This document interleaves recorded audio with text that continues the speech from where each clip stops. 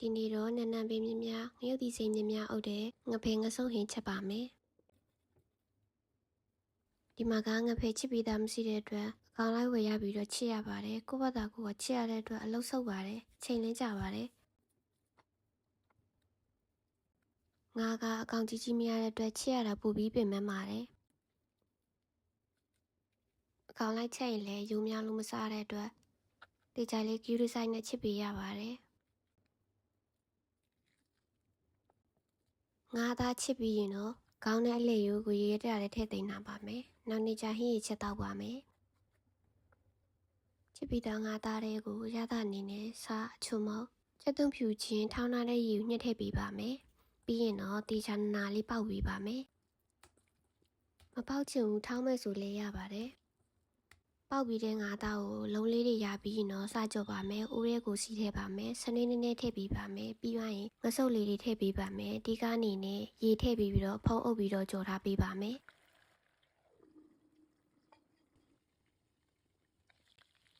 အကျဉ်းကြီးအောင်လို့အခြားတစ်ဖက်ကိုလည်းလှန်ထားပေးပါမယ်ပြီးရင်တော့ရေထည့်အဖုံးအုပ်ပြီးတော့ပဲထပ်ပြီးတော့ပြန်ကြော်ထားပေးပါမယ်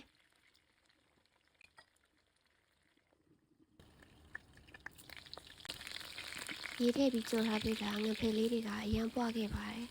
အခုကအိုးထဲမှာကြက်နေလို့တိတ်ပြီးတော့မသိတာပါဘူး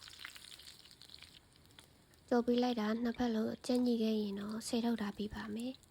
ငဖဲကြော်ကထထုပ်လေးနဲ့ရန်စားကောင်းပါတယ်ဟင်းချက်ဖို့အတွက်ကျက်သွန်းနေကျက်သွန်းပြူရောတင်မုတ်လေးညက်နေအောင်ထောင်းထားပေးပါတယ်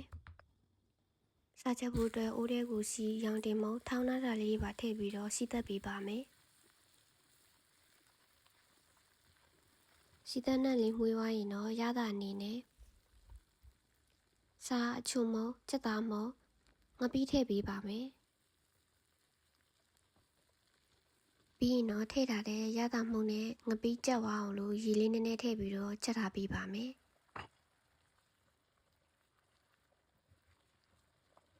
ချက်ထားပြီးလိုက်တာကျက်သွန်းလေးတွေနူးပြော်ပြီးဆိုရင်တော့ကြော်ထားတဲ့ငဆုပ်ထည့်ပေးပါမယ်ကျမကတော့ချင်းတွက်ကိုခရမ်းချီတီမသုံးမေမကြီးရေပဲသုံးပါမယ်ငဆုပ်နဲ့ဟင်းနှစ်ကိုလိမ့်နေအောင်ချက်ထားပြီးရင်တော့ရေလေးနည်းနည်းထည့်ထားပေးပါမယ်ပြီးရင်တော့အချင်းတွက်မကြီးရေထည့်ပေးပါမယ်ချန်နာတဲ့ငရုတ်ဒီစိမ်းကိုလည်းတစ်ခါတည်းထည့်ထားပေးပါမယ်ချက်ထားပေးလိုက်တာဟင်းရည်ဆူလာရင်တော့နန်းနန်းပြီးအုပ်ပေးပါမယ်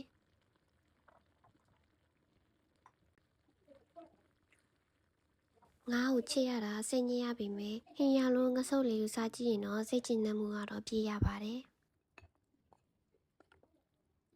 နောက်ဗီဒီယိုတွေတွေ့လဲလိုက်ရဖို့လို့လေးလောက်ပါပေးပါအောင်ရှင်